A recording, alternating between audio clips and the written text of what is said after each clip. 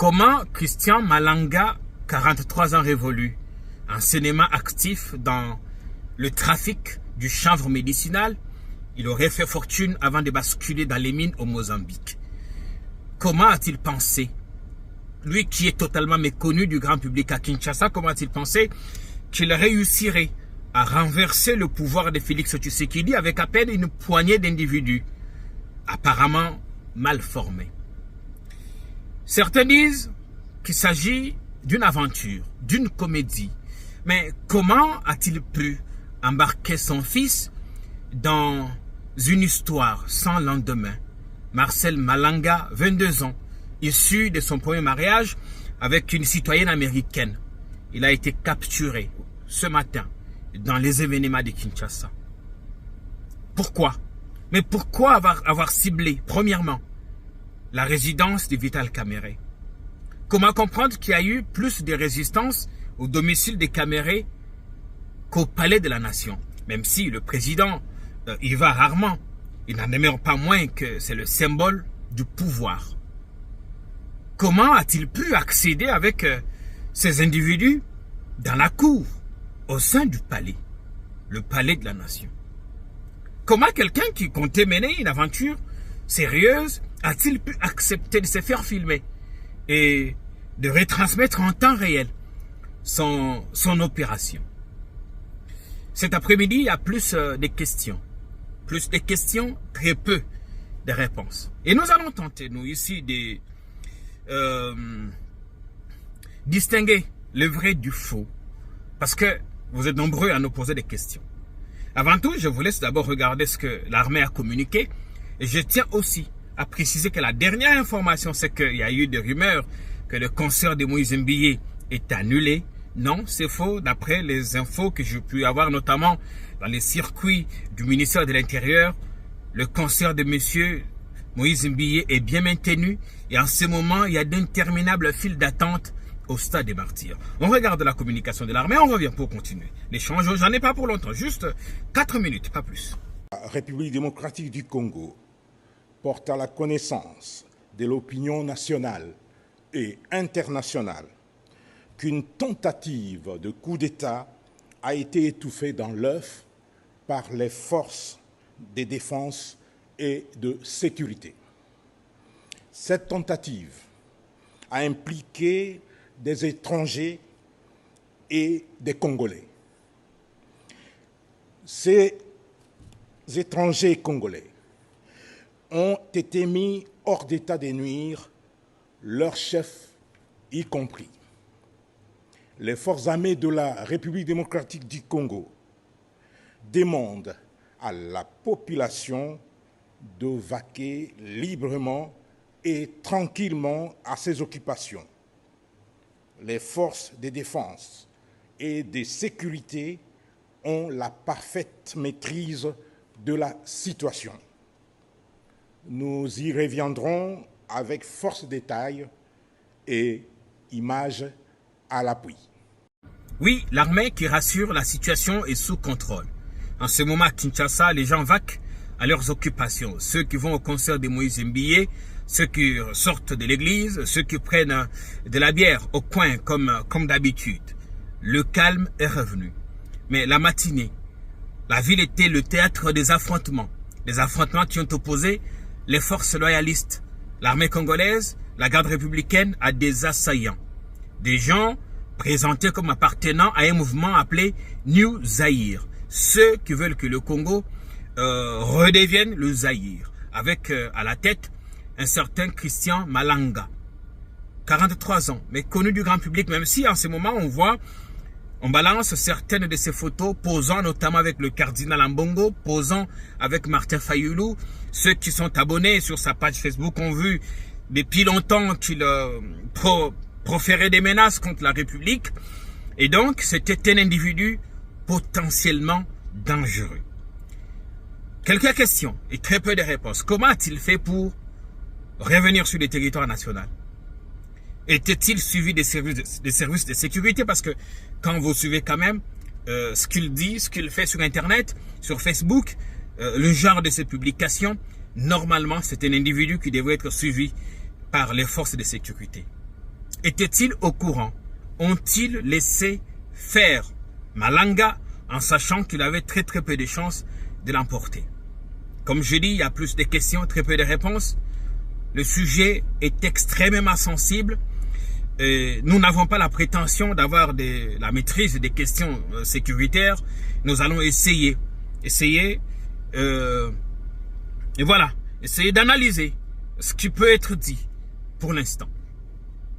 Comment cet individu, avec sa bande, sont entrés sur le territoire national? D'où proviennent les armes qu'ils ont pu utiliser pour tuer 2 policiers au domicile de Caméré et attaquer le palais de la nation? Et en parlant du domicile de Caméré, la question que beaucoup se posent, c'est que pourquoi lui? Pourquoi chez lui? Est-il le seul qui vit dans ce milieu-là? Pourquoi ont-ils ciblé chez lui? Était-il une erreur de ciblage ou c'était fait à dessein? Tout ce qu'on sait, c'est que Caméré, avec certains de ses pairs au niveau de l'Union sacrée, ils ne s'entendent pas au sujet du partage du gâteau. Vous savez d'ailleurs que l'élection du bureau définitif prévue le samedi a dû être renvoyée, même si la décision revenait au bureau provisoire, pas à l'Union sacrée. Là aussi, c'est une violation des règles. Pourquoi chez lui? Il y a eu résistance.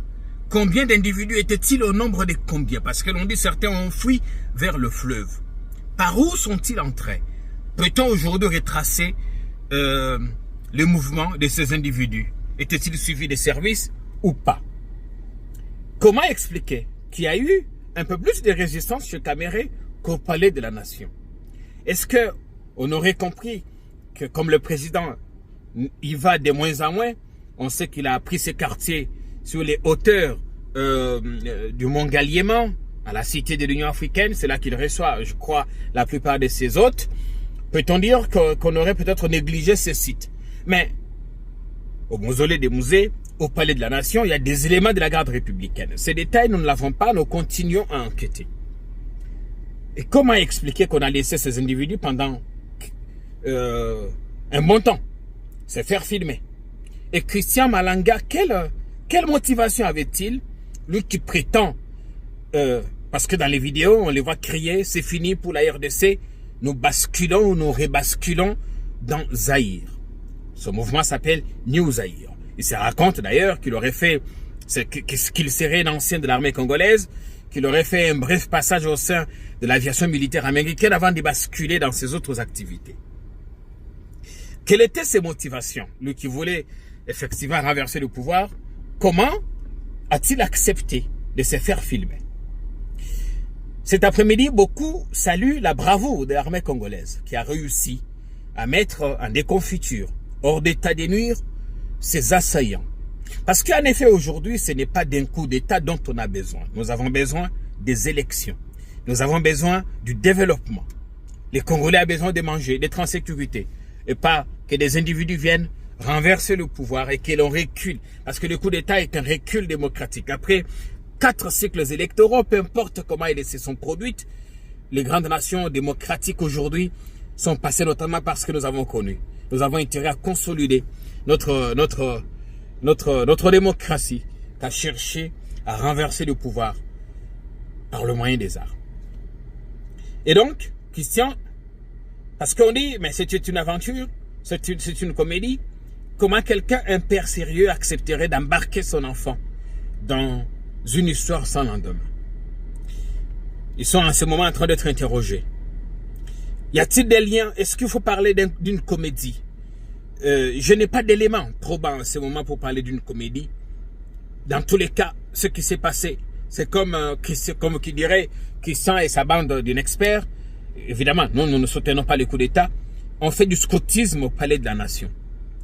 Malheureusement, il y a eu mort d'hommes. Des gens sont morts. Dans le lot des assaillants, je parlais de 2 policiers commis à la sécurité de M. Caméré qui sont morts eux aussi. Est-ce que Christian a bénéficié d'un soutien, d'un appui? Pas d'infos pour l'instant. Était-il en contact avec des milieux militaires, des milieux, enfin, de certaines personnes au sein de l'armée ou au sein de la classe politique? Tout ce qu'on voit pour l'instant, ce qu'on brandit, ces photos avec Martin Fayulu, tout ça, c'est quelqu'un qui était très actif aux États-Unis. Normal qu'il ait pu rencontrer des opposants. Pour l'instant, nous attendons que les uns et les autres se justifient. Et son mouvement s'appelle... Son mouvement New Zaïre a été fondé le 17 mai 2017. On comprend peut-être la proximité qu'il y a en termes de dates, qu'il ait pu opérer son action au mois de mai. Sûrement qu'il a peut-être pensé le faire le 17 et que ça n'a pas marché. Pour l'instant, nous continuons à suivre de très près. Si vous êtes à Kinshasa, vous pouvez vaquer à vos occupations. Si vous êtes à l'étranger, apaisez-vous, tout va bien. Ne vous inquiétez pas pour vos proches. Encore une fois, bravo à l'armée qui a mis en déroute les assaillants et restons vigilants. Comme j'ai dit, on a besoin du développement, pas de la guerre, pas de coup d'État. Mais que ceux qui dirigent se rassurent aussi qu'il y a partage, redistribution équitable des ressources qu'a notre pays. Pas qu'une poignée d'individus se les partagent pendant que la grande majorité croupit dans la misère extrême. Après ce qui s'est passé, il va falloir peut-être tirer des leçons. Que là où il y avait des failles, qu'on harmonise, qu'on corrige et que les services de sécurité se mettent en branle. Je suis de ceux qui pensent que nous ne gagnerons pas forcément qu'il y ait un coup d'État. Nous ne gagnerons pas. Ce serait un recul grave. Et plusieurs années après l'arrivée de la FIDEL, aujourd'hui, nous devons plutôt travailler sur la consolidation de notre élan démocratique que sur la guerre, sur les coups d'État. Nous continuons à suivre et à tout moment que nous aurons du nouveau, nous vous le ferons savoir. Salut.